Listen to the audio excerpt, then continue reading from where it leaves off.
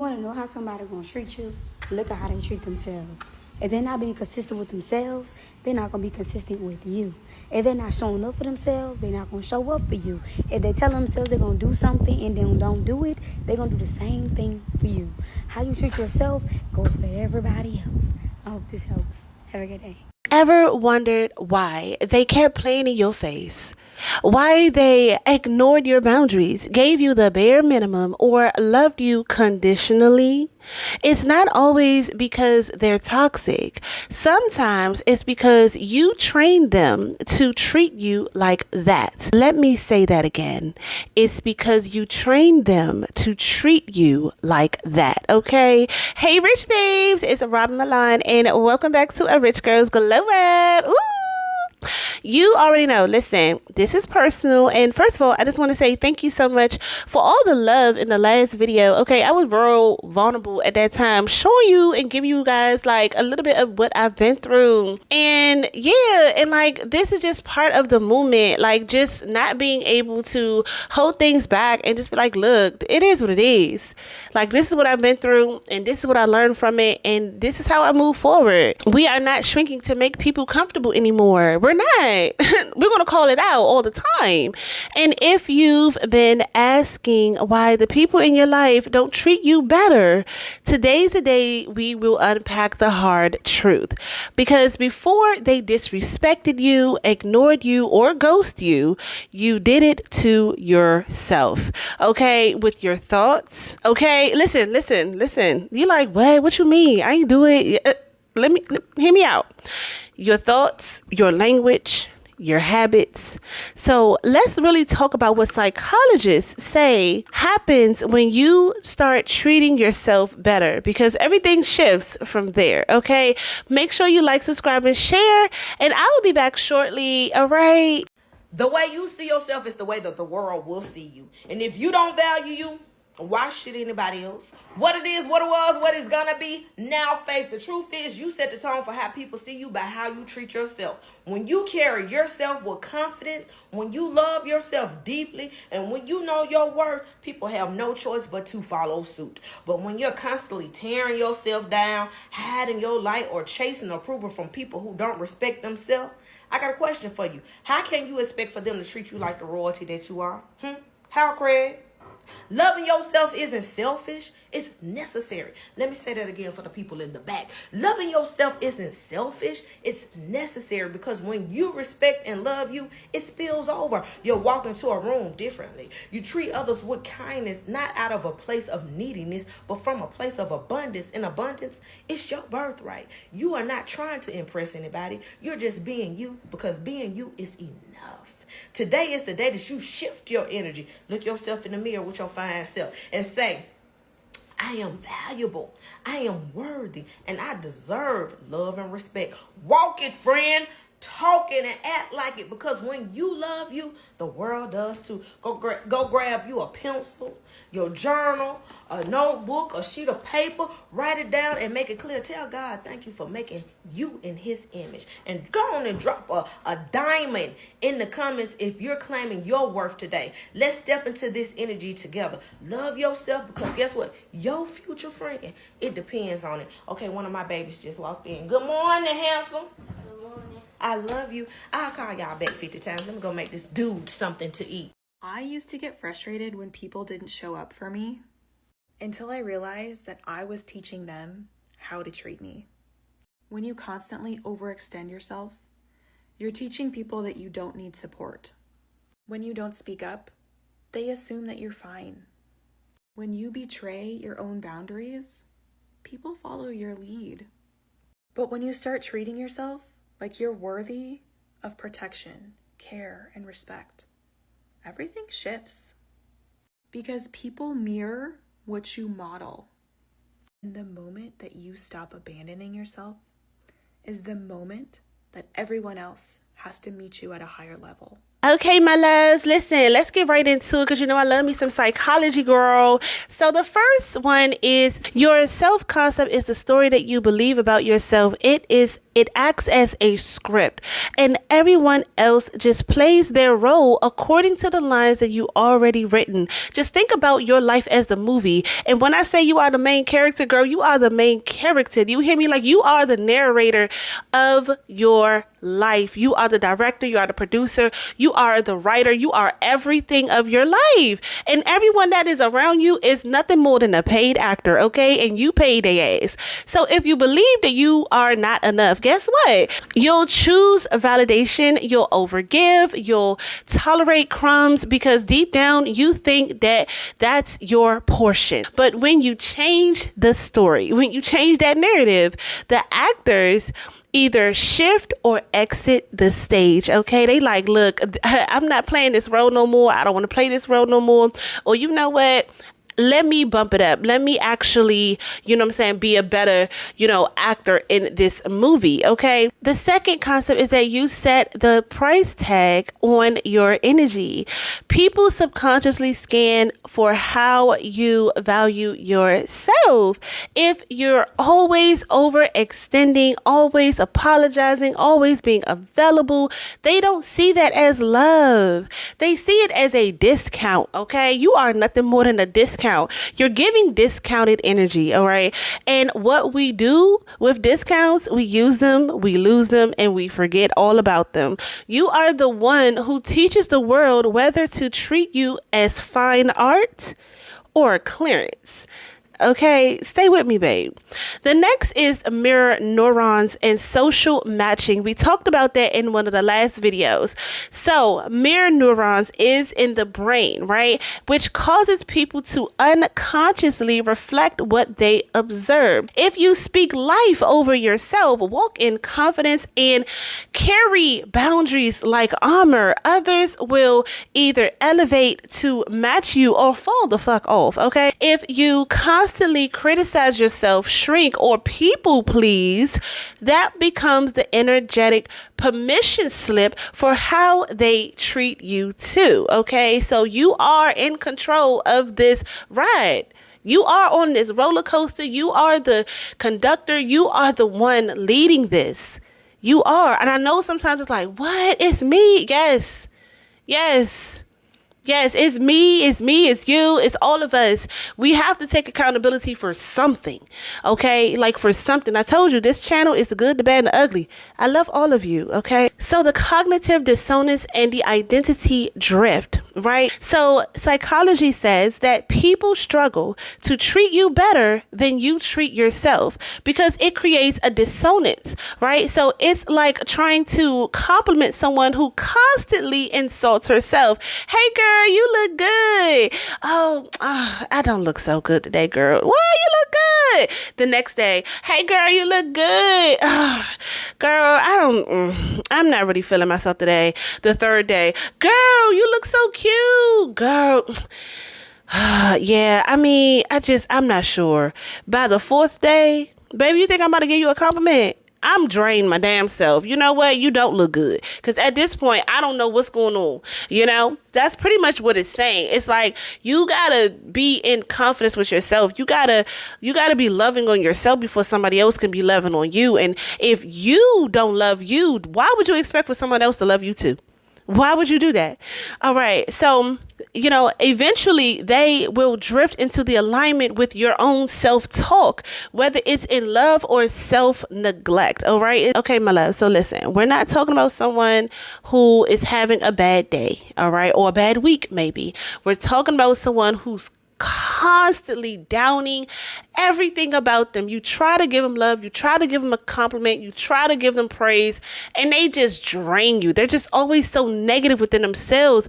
And eventually you're going to be like, you know what? It's either I'm going to agree that you're ugly too, because you said you're ugly, so I guess you're ugly, or I'm just going to just bounce and you know what, I can't handle, she's a very beautiful girl, but she keeps talking bad about herself, and I can't be the one to be around somebody that keeps saying stuff like that. The next part I want to talk to you about is the availability does not equal value. Okay, when that man calls you, and you always answer the phone, that doesn't mean you're valuable. That means that he does not see you as valuable. He's like, oh, she's always available. She's always around. I could always know that she's going to answer my text, my call. She's going to always give me that booty. Like, what? So being overly available to people who are inconsistent is one of the loudest ways you abandon yourself. Letting them back in after every lie, being quote unquote understanding when they breadcrumb you, responding to every what you doing text from someone who never showed up for you, who never showed up for your real needs.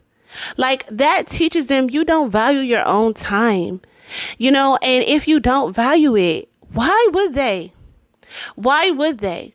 This guy, I remember a time when I was actually giving out my number at one point in my life. Okay. Because I don't even do it now. No.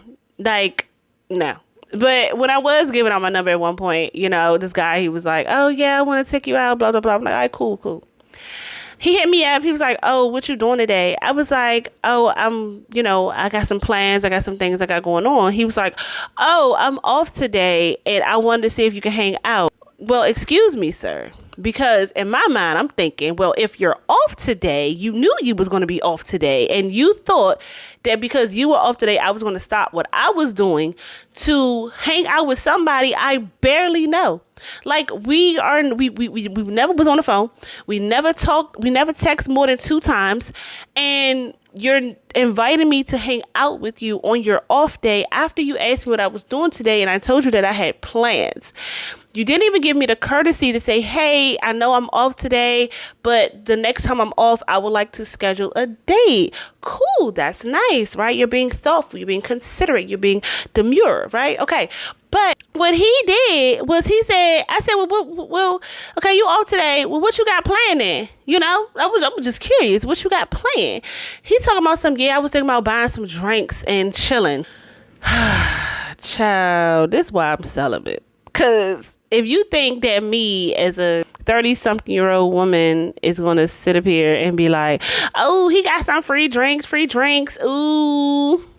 Oh, he got some free drinks. Okay. You little alky. Such a alky. No. I said, boy, no, I'm good. He was like, why not? I said, I'm not wasting my time. He was like, what you mean? You don't want no drinks? No, I'm not pressed for no drinks, boy. Like, what? That's what I'm saying. So if you do not value your own time, they won't value it. And you got to cut these people off in a heartbeat, because it's like, what? The next thing I want to talk about is the energetic standards speaks louder than words. You don't have to beg anyone to treat you right, but you do have to show them what right treatment looks like by doing it yourself first. You want to go to the Ruth Chris, girl? Take your ass to Ruth Chris. Go get the lunch special. If you can't afford the dinner menu, go to lunch. Go to lunch. Sit there, drink a wine. It's okay to sit by yourself. Y'all be like, you really going to the restaurant by yourself? You really going to the movies by yourself? You really get your nails and your hair done and your feet done by yourself? Yes. I buy flowers every time they get old, obviously. But I buy flowers, okay? You probably see them in the background or whatever. I started to put them in the background, but I usually have them in my windowsill. And I'm sitting up here like, I love the look of flowers, especially when it sits next to my windowsill. It looks really cute. It makes me feel lovely, right? So, but if I had to, first of all, I'm celibate, so I'm not dating. I'm not talking to anybody. Like, I'm really just out here, my phone dry shit. Okay. So if I'm sitting up here waiting for a man to buy me flowers, I would never get flowers. I will never get flowers. You really telling me that I'm sitting here, I'm going to actually wait to get into a relationship to buy myself flowers? Some of you guys have been with me since the beginning of time. And y'all know I just took myself on a solo trip to Miami for my birthday in January. Do I really need to wait for people? Like, it's good to have somebody. Like, nobody's saying it's like, oh, you got to do it all by yourself all the time. No one's saying that. Those are the hyper independence people. I'm not saying that. I'm saying, why not set the standard? Why not? Set the standards so that way you don't have to, accept breadcrumbs from people because you already set the standard for yourself. Listen, you do have to show them what real treatment looks like by you doing it yourself. Romanticizing your life, saying no without guilt, taking yourself out, like I mentioned, keeping your word to yourself.